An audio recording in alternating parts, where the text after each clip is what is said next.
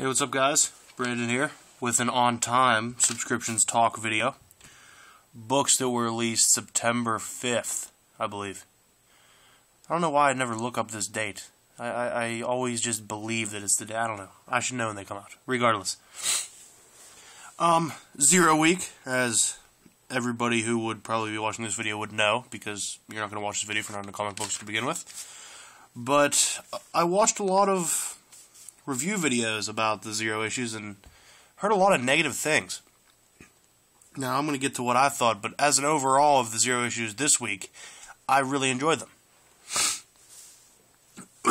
But I'm going to start off here, and we'll see what I think about the individual Zero issues after this first one, which was my least favorite of the week. Dark Avengers 180. I don't like the art. As I mentioned in my other reviews of Dark Avengers, they had two different artists on here. One was doing the Thunderbolts storyline art, and the other was doing the Dark Avengers storyline art. And I really wanted the Thunderbolts artist to do it. I mean, I probably could have looked it up and figured out, who would have been doing it.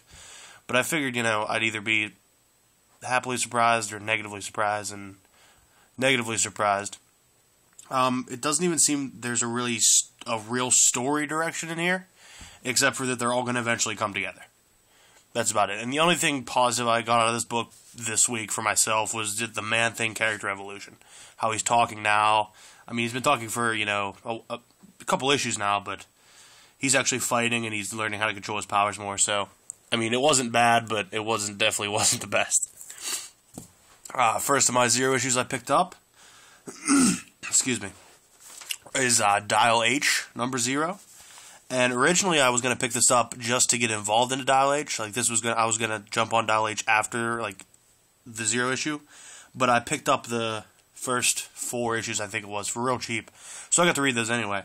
And, I mean, I think it made me enjoy this story more because I kind of understood what was going on. It's an ancient story of, an ancient dial. And it's like a sundial that they dial on. But I learned a new piece of information from this that I don't know if was mentioned before I missed it or anything, but when you actually dial the hero, you're actually taking the powers away from, it's an actual hero somewhere else, like a different dimension or world. And I did not know that. Which makes me really question some of these other heroes, like what they're actually doing in their own time. But I'm not going to get into that right now. That's a whole, sounds like that could be a Cable story. Alright. But yeah, that's what I got out of this. I mean, I liked it, but it wasn't really Dial H for me because Dial H is kind of a little funny, No main story. I guess the main character in Dial H is the dial itself, so I guess it was the main character, but there was no characters from the actual series in this, basically. Punisher number 15, and I always kind of doubt this book when I get it. I don't know why. I always think negatively of the Punisher when I get it. But then I read it and I'm just so pleased by it. The action scenes in this book and the way the blood is portrayed is just incredible. I love the art in this book. I love it. And there's a tear gas scene where there's tear gas everywhere and they're fighting through tear gas. Beautifully done. I've never seen anything like it before. It's kind of like the rain fight scene before. They would blow me away with the art in this. Although sometimes I feel like they go a little too far with the art and try to do too much, and then it's kind of confusing at times. I don't know, but not much story progression in this book. I mean, it was awesome, but it didn't really do much for the story. So, wait for the next one. Building up closer to the ultimate encounter with the Exchange. Deadpool number 60. Not much to say on this. I mean, it was a Deadpool book. It was good. Black Box and goddamn guy with the tree hands, Black Tom Cassidy. They both were, fighting Deadpool here, and this book. It was the first Deadpool book in a while that made me actually, have a big smile on my face the whole way through. They've been the past couple have kind of weaned off for me, but I like this one a lot. I mean, obviously Deadpool doesn't die, and preview in the back. Hit Monkey next issue. Pumped. Another Zero issue here, Swamp Thing number 0. The art by Kano in here is incredible. But anytime I hear art by Kano, I just picture Kano from Mortal Kombat just drawing this, and it makes it that much better for me. Maybe his eye is the ultimate artistic piece, but regardless. The panel work is awesome, the way the panels are set up in here, I loved it. And being that I just jumped on Swamp Thing at the beginning of this kind of Rot World story arc, this helps me a lot. I really understand more about it, I understand more about Swamp Thing. I loved this. You know, nothing bad to say about this book. Another issue 0 here. Animal Man number 0. Loved this book too. I mean, once again, I only jumped on Animal Man before the Rot storyline, so this helps me, you know, understand more about it and more about him.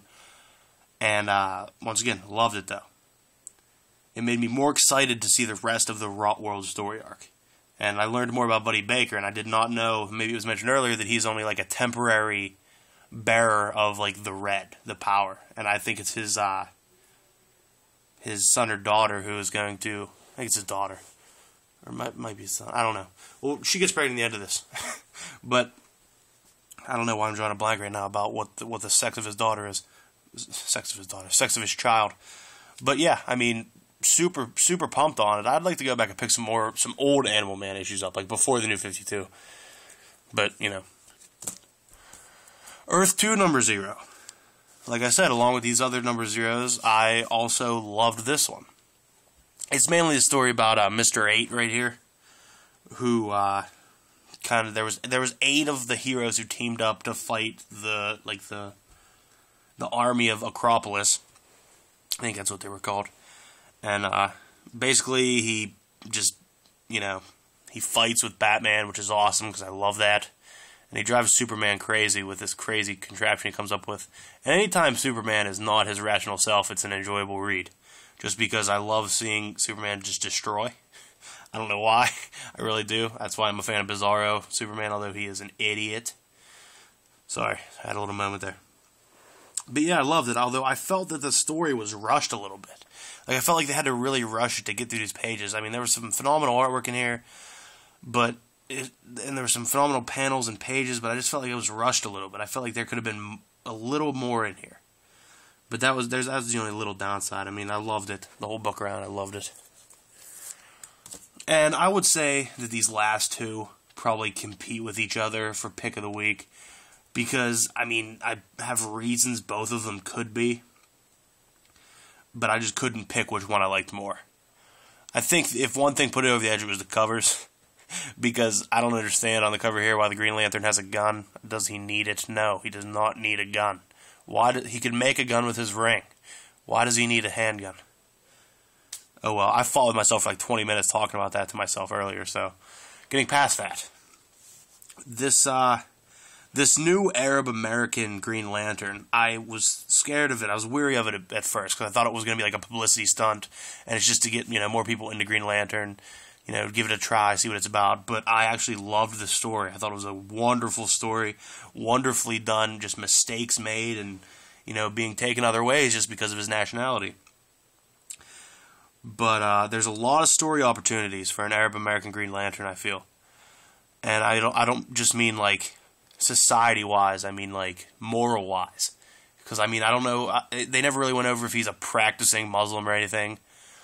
But even if you're Arab American, he probably still has some kind of lineage of that. So who knows? Maybe it'll come up in a story. But I mean, I love this, and it with the next book are pick of the week. They're both pick of the week. I'm not even gonna debate it. But Superman Action Comics number 0. Now, first off, the cover of this just really makes me think of an old punk compilation CD that used to come out called, Hellcat Records put it out. It was called, I can't even remember what it's called right now. Well, I don't know, Give 'Em the Boot, that's what it was called. And just, like, the rolled up jeans and the boot just made me think about it. And I think one of the covers actually looked like this, but that's neither here nor there. The story in this is phenomenal. I love Superman stories like this. Grant Morrison did a wonderful job on this. The second story in this I'm not even going to talk about because I didn't care for it and like it. But the actual story, the main story was phenomenal. It's early Superman years in Metropolis, getting his own apartment, having just, a little banter with Jimmy Olsen. And it's called The Boy Who Steals Superman's Cape. And I don't want to give anything away because it's pretty phenomenal. Lovely story, honestly. I have nothing bad to say about that story. Like I said, the second one wasn't a fan, but the actual story I was blown away. I love Superman. I wish the core Superman title, like the actual Superman title, wasn't so ridiculous right now, and so much different things going on. Sometimes I like to see like Superman's day-to-day life, and it seems like they haven't done that a lot.